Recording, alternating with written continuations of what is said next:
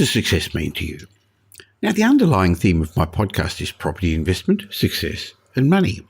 And today I'm going to be talking a bit about success with Mark Creedon, founder of Business Accelerator Mastermind. But this isn't a business show. You're going to find what we discuss today is very relevant no matter what you do for a living. And if you're a property investor, you really do have a business on the side, don't you? A property investment business. Now, many of us chase careers, titles, money, social status, a big property portfolio. And yet we don't feel successful when we get those things. That's because you can only measure success in your life when you define what drives your happiness and helps you find your purpose. So if you're struggling to define what a successful life means, you're going to be pleased to hear in my chat with Mark as we explain it's never too late to start over, and you actually get to write your own definition of success. So I'm sure you're going to benefit from some of the wisdom Mark Creedon is going to bring to us today. So welcome to today's show. Welcome to the Michael Yardney podcast, where twice each week you will learn a number of new ideas regarding success, property investment, and money in around 30 minutes. Our show is brought to you by Metropole, who specialise in helping you grow, protect, and pass on your wealth through strategic property and wealth advice. Now, here's your host, Michael Yardney, Australia's authority in wealth creation through property, who has been voted one of Australia's top 50 most influential thought leaders.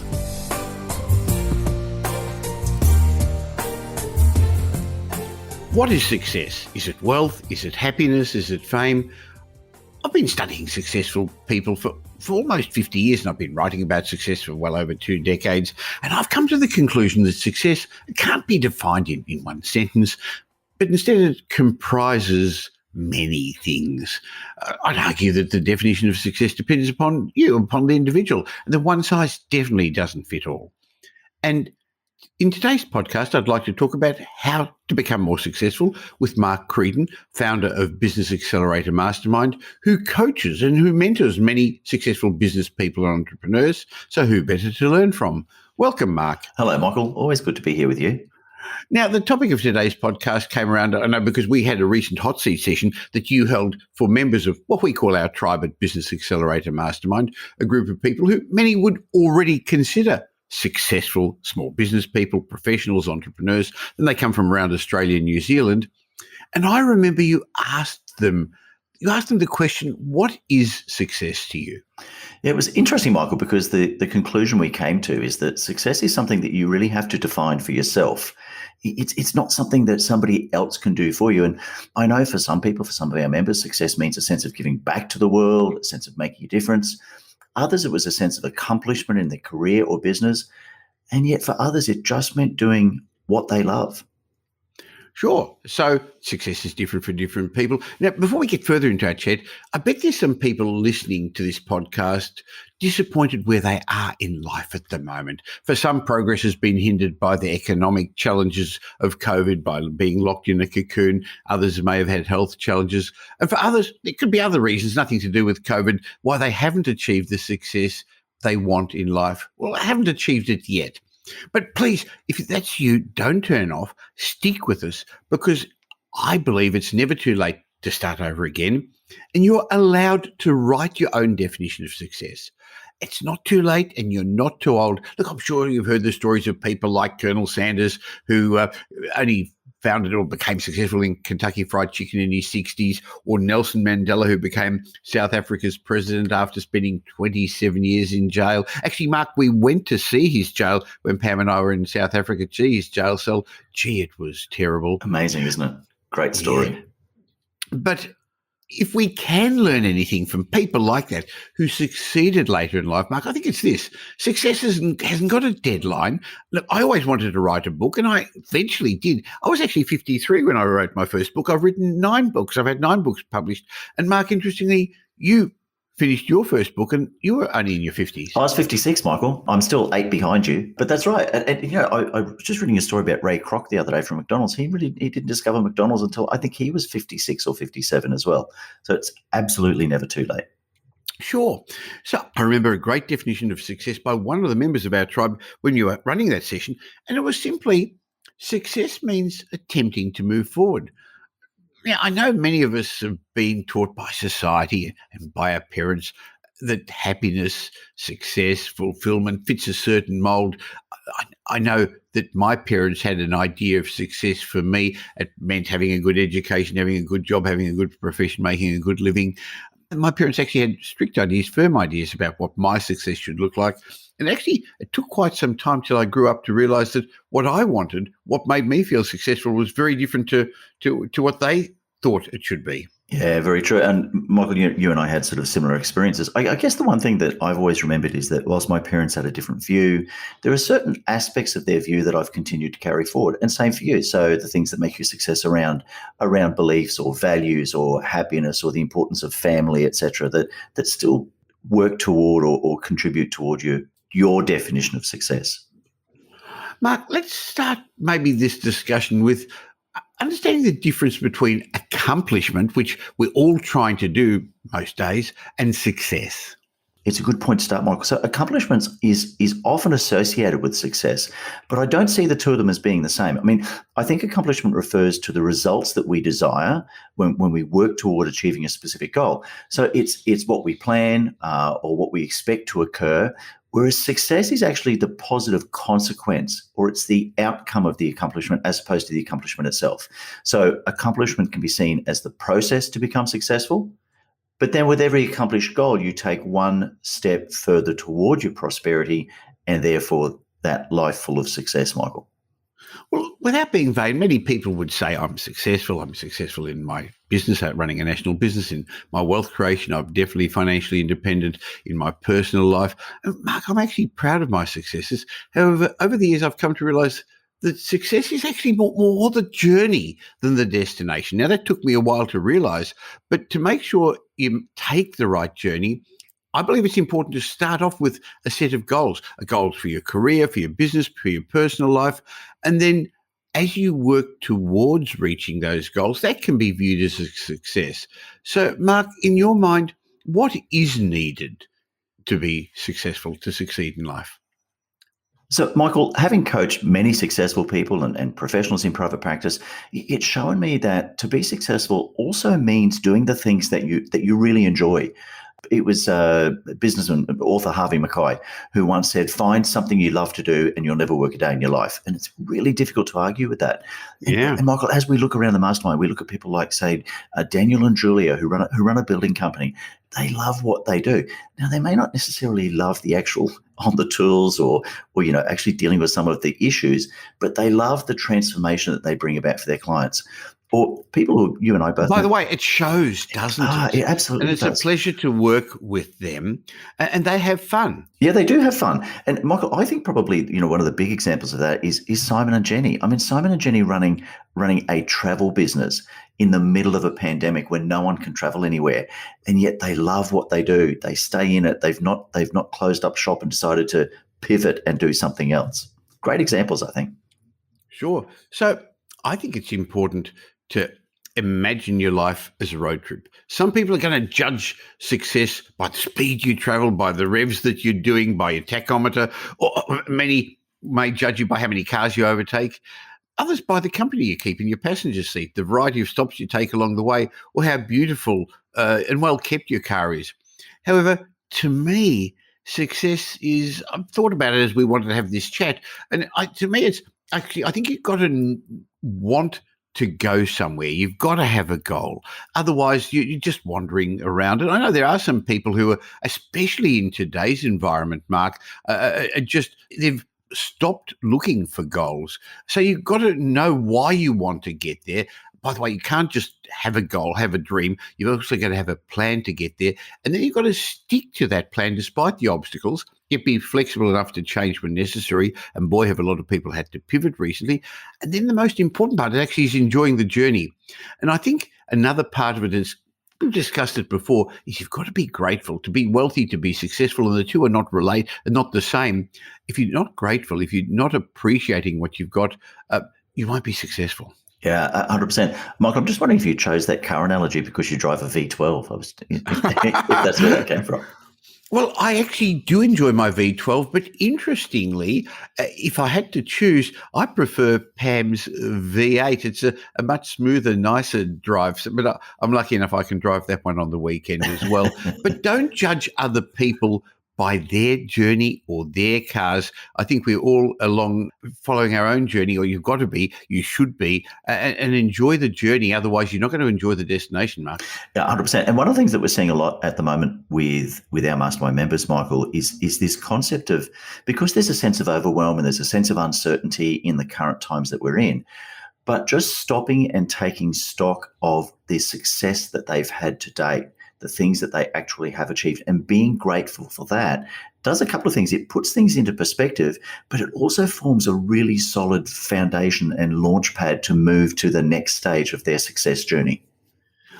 I think that's important because a lot of people see how far they've still got to go to reach that destination, whatever they've set in their mind to achieve, but they've forgotten how far they've come along the way.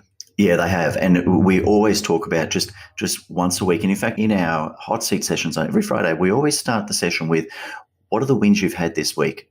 And sometimes you have to really push people to see the wins, but we know that there's always a win somewhere within the week. There's a win. And if you can just stop, take stock, acknowledge that, it will help you to realize that you are moving further along your success journey, Michael.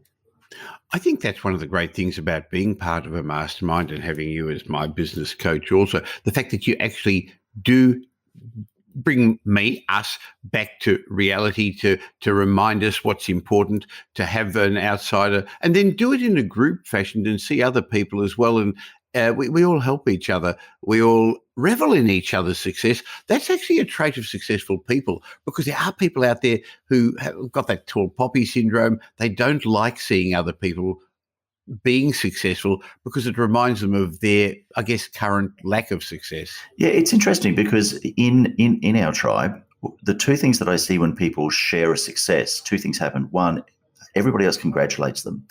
But rather than looking at it from a sense of envy or jealousy, people tend to look at it of, great, if they can do that, now what's the next thing that I can do? Or what can I learn from that to actually boost my own success journey? So it works really, really well in that way. Sure, especially in today's environment when people are locked down and they can't move forward. But in fact, it's always worked. This has always been an important part of my progression in my business and in my personal life, having mentors, having coaches, moving forward, but even more important now than ever, because some people are just, I guess they've turned off, they're bunkering down, but that's actually the wrong thing to do in this challenging environment. Yeah, I think it is. I think the problem with bunkering down is that all that's going to happen is you're going to lose time. And, Michael, you and I often talk about sort of the futures model, but we know that bunkering down means that in 12 months' time or 6 months' time, or whenever it is that we move to the other side of this, we're going to be in exactly the same position. And in fact, I think we're going to be a little bit worse because we're going to be behind the 8 ball compared to those people who have actually moved forward and planned for what's going to happen on the other side. Now, interestingly, some people are going to say, hey, that doesn't apply to me because I'm not in business, I'm not a professional.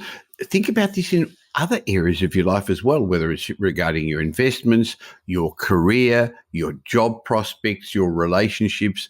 This isn't a time to bunker down, to hide, to hibernate. It's a time to get your ducks in a row to move to the next level if you're not able to do it right now.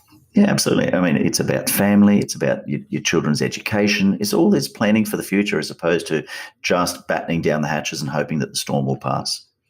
Now, before people think too much about what our perceptions of success are, to me, success doesn't get measured by how many properties you own, how big your cars are, how much money you've got, even though they are one element of success or one element of wealth. To me, Mark, there's a lot more that's important to be considered successful. In your mind, what do you think is important to succeed? Yeah, Mike, I think you're right. That there's a number of elements. And the first one that I always think about is success is going to come from physical health. I think you need to be physically healthy. If you're not physically healthy, you don't have the ability or the energy to engage in life. You don't have a baseline of good health that you can function from.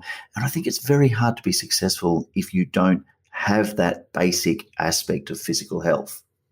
I think in these challenging times of COVID, we've realised the importance of health, and you can't be successful from your hospital bed. You can't be wealthy from your hospital bed. So you've got to look after your body, don't you? Does that mean I've got to become an Iron Man, Mark? No, but it's interesting because I know you often joke about that, but I also know that across this time, you've walked regularly. I know there's times I call you in the morning and you're on your treadmill or you're out walking when you can. The thing that I think that you are a great example of, Michael, is that physical health comes from habit and structure. And so you've got a routine that you stick to, you've got a structure to it. And so it doesn't mean you need to become an Ironman. Or, although if you want to go and join the local surf lifesaving club, I'm sure they'd take you on board. Well, there are people around here in Brighton who are called the icebergers who go out and swim in the ocean right near me every morning, day in, day out, winter, summer.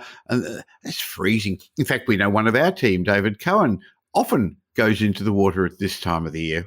Anyway. Yeah, I've got a good friend who follows the Wim Hof method, which is, always finish with a cold shower, swim in the cold pool. He lives in Adelaide. When he put a pool in, his friend said, look, you'll only use it 2 months of the year. He uses it all the year round because he swims in the cold.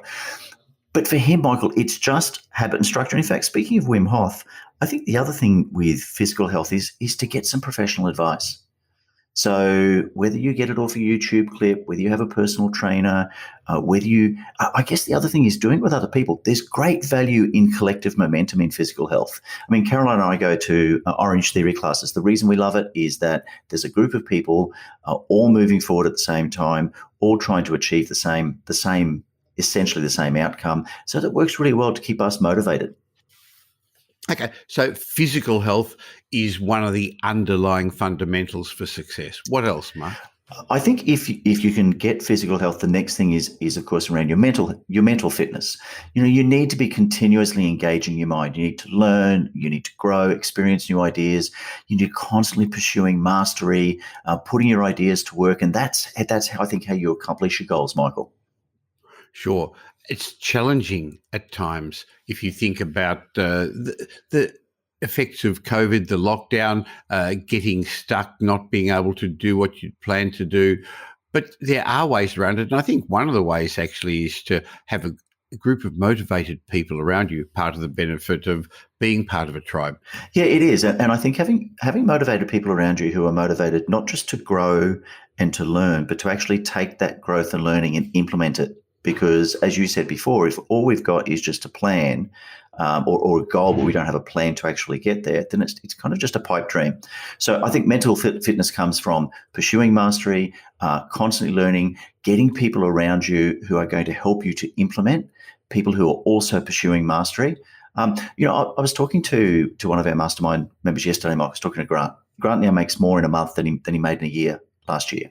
But he's attributed a good portion of that success to actually having like-minded people around him who are constantly pushing him forward and helping him to learn and grow, and therefore helping him with his own mental fitness.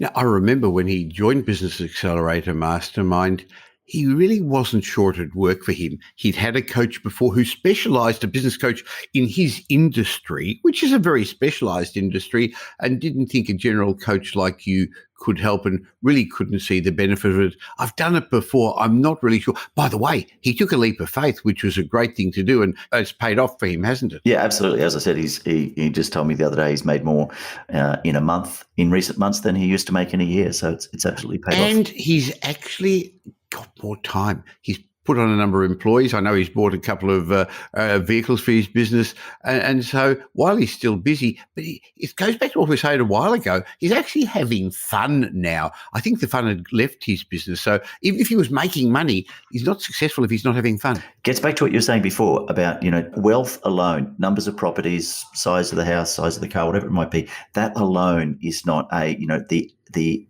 ultimate definition of success. Yeah, he's having fun at the moment.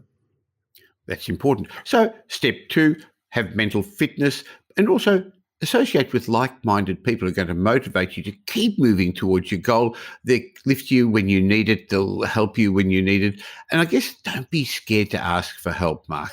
Oh, I think that's very true, Michael. The concept, understanding that asking for help is actually a sign of strength, not a sign of weakness, is a great breakthrough for people. Okay, as we're working through the attributes you need to be successful. What's next?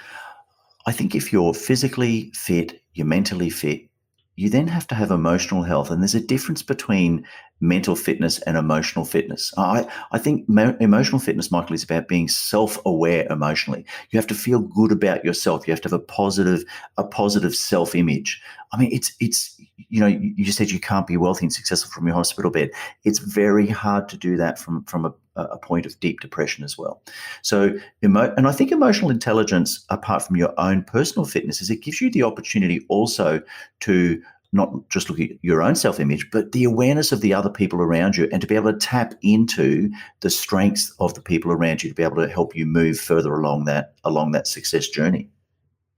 So, what's the next ingredient to success in life, Mark? Well, it's an interesting one, and we've sort of just touched on it before about the concept of being around people, but it's social health. I think you need positive relationships in your life. You need people that love and support you, and people that help make you a better person. But Michael, also people that inspire you.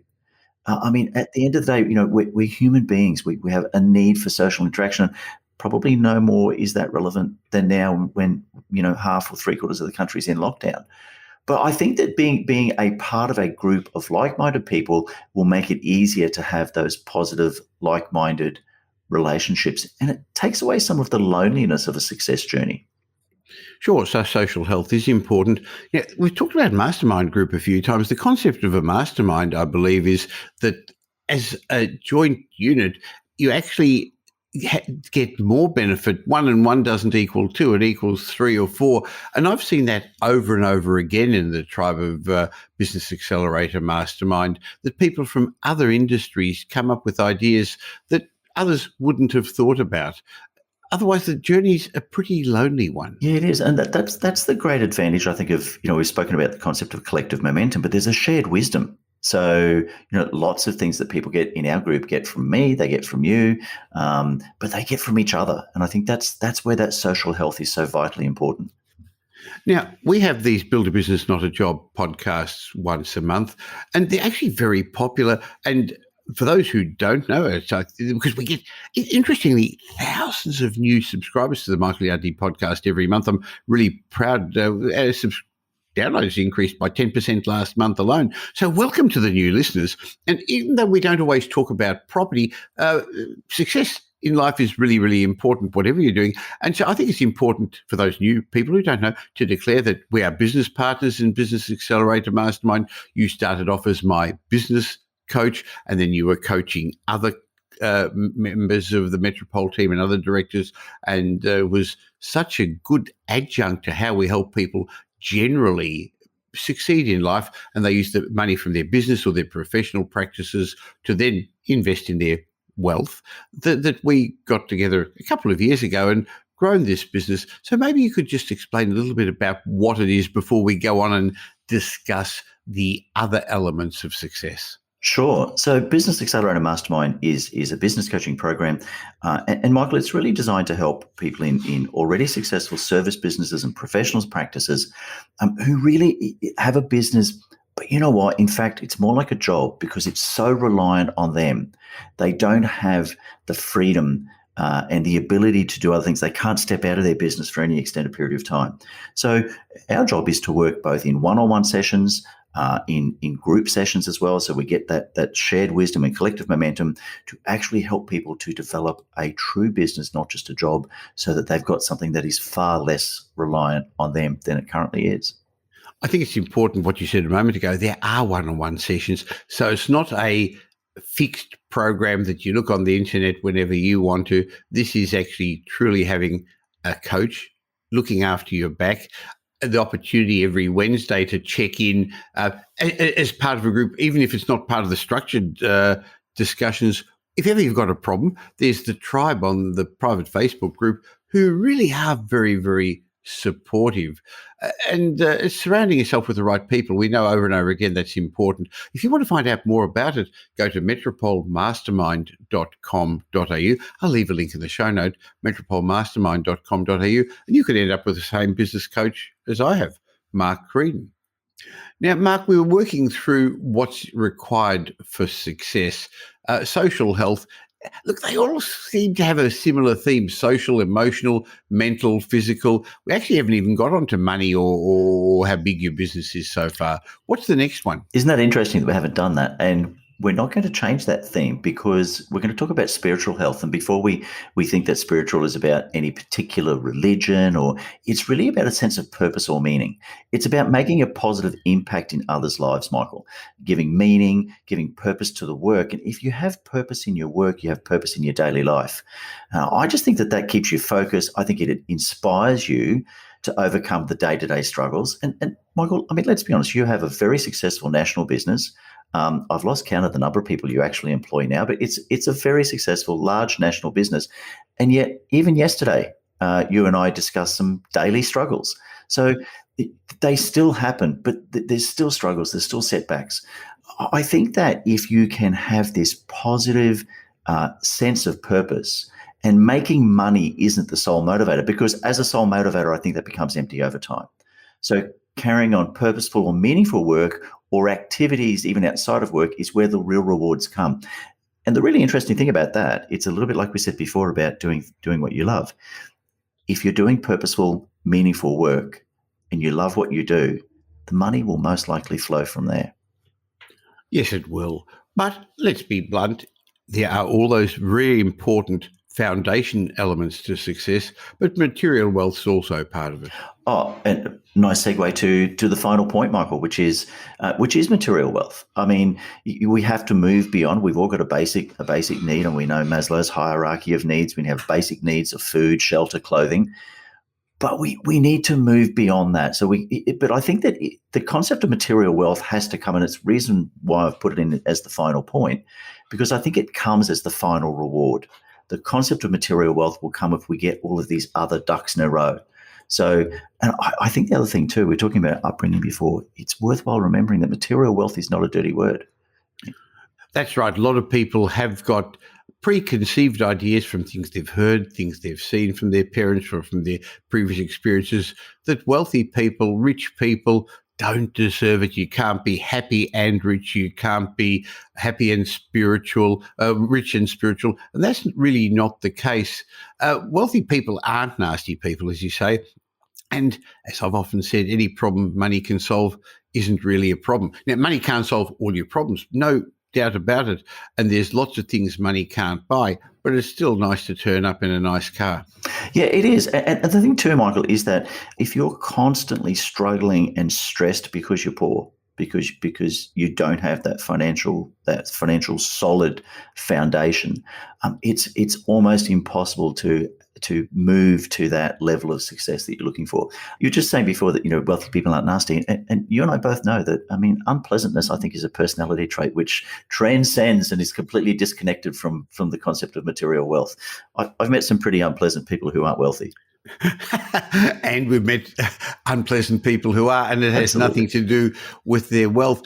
I guess all this comes back to what we said right at the beginning, that there isn't a one sentence definition of success. Would be too hard to put together, but all these little bits are necessary. You need a combination of all of them, and it is a journey. Life is a journey. Business is a journey. And if you follow each of these little bits, you're going to find that you enjoy life a lot better. Many people attribute success, as we said, by, as I said, how much money they've got, what kind of car they drive, the size of their home.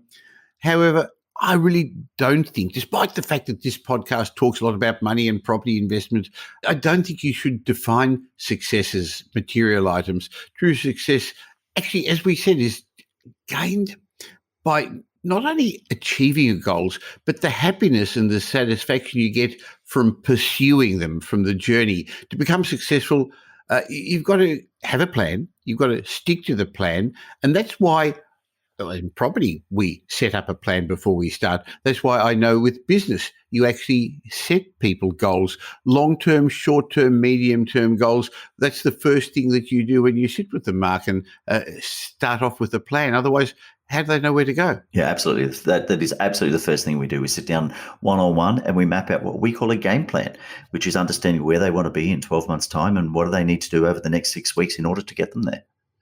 And then they've got to keep improving. keep moving, and they are going to have setbacks. So whether you want to be an athlete, a musician, a speaker, an entrepreneur, you've got to train to be the best. You've got to give it all. You've got to work harder.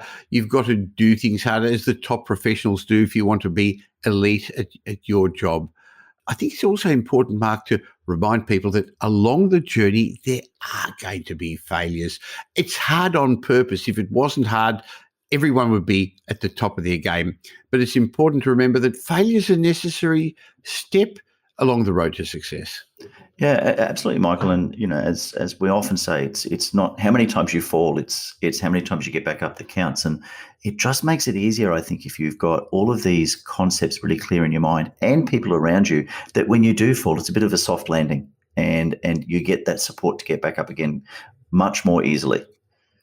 It's hard to be resilient at times, and you're allowed to get cross, you're allowed to get angry, you're allowed to even get depressed for a really short while, and then you just got to move on.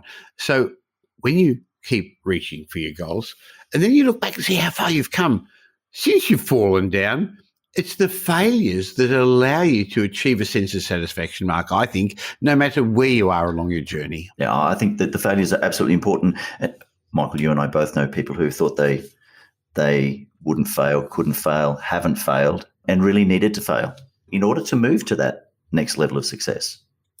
Oh, that's right. I'm sure it is an important part of the stepping stones of success. Well, Mark, as always, I have fun in these chats. If people want to take their business to the next level, to have the next success in their professional practice or their business, how can they contact you? So, Michael, metropolemastermind.com.au. Pop on, have a look and see what we're about.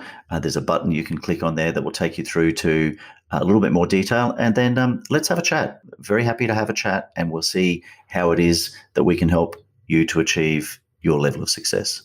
Well, people will say I've got a vested interest by recommending you, but in fact, you've helped me a lot as a coach, now as a very close friend and as a business partner. Why shouldn't I share with others? And that's actually one of the traits of successful people, Mark. They want others to be successful as well. Helping another business person or another property investor doesn't actually make me less successful. And while some people would say they wouldn't believe it, I know in the Mastermind Tribe there are two other people in our industry that some would consider competition, but you and I are big picture players, and there's no issue with them having the same business coach as me. No, because we know that the market's big enough, and all we do is help them to secure and grow, their share of the market. So I think that's a really important trait, Michael, of successful people is the desire to help other people to be successful. That's a great way to finish off. Look forward to our chat again next month. Always. I hope you enjoyed my chat with Mark, and now you've got some better insights into what success really is. I hope it's inspired you to achieve the best success in your life that you can. And if it has, and you know somebody else who'd benefit from listening to our show, why not tell them about the Michael Yardney podcast? It's part of my quest to help as many Australians be successful as possible, to become financially fluent, better property investors, better business people. So please help me by telling somebody about the Michael Yardney podcast, or tell the world by leaving a review on iTunes, Apple Podcasts, Spotify, wherever you listen to this. I'll be back again real soon, but in the meantime, you can catch me on social media or join me on my private Facebook group. Go to Facebook and look for the Property Update Facebook group, where every day I leave you some tips, some information. I'll be back again real soon. In the meantime, have a great week. Make it a great week. Thanks for listening to this episode of the Michael Yardney podcast, which was brought to you by Metropol, who help their clients grow, protect, and pass on their wealth through strategic property and wealth advice. If you like what you heard and don't already subscribe, you'll find us on iTunes or on your favourite Android app as the Michael Yardney Podcast. Watch out for our next show, which comes to you twice a week, and you'll learn some new ideas about property investment, success and money in around 30 minutes. To get more of Michael's thoughts, go across to www.propertyupdate.com.au and sign up for his daily morning briefing, and you'll hear from not only Michael but a group of leading property success and money experts. And just a reminder that the information you heard in this show today is general educational advice and not specific investment advice, as we don't know your personal circumstances. If you're looking for specific advice, why not ask the team at Metropole to help you?